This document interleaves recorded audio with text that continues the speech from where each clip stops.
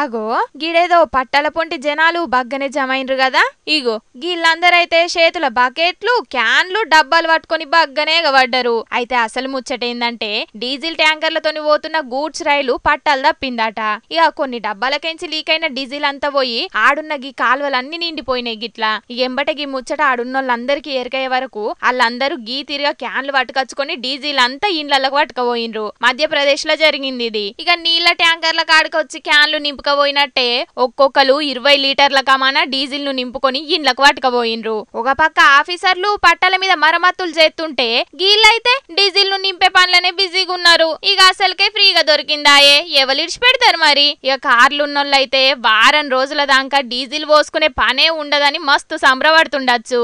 అయినా డీజిల్ ఫ్రీగా దొరికిందనే ఆగంలోనే ఉన్నారు గీళ్ళందరు గాని ఎవరన్నా సిగరెట్ తాగేటోళ్ళు అగ్గిపుల్ల ముట్టించేది ఉంటే పెద్ద పరిశాన్ మోపైతుండేది అని అనబట్టిండ్రు ఇంకొందరికి ముచ్చట ఎరకైనోళ్ళు.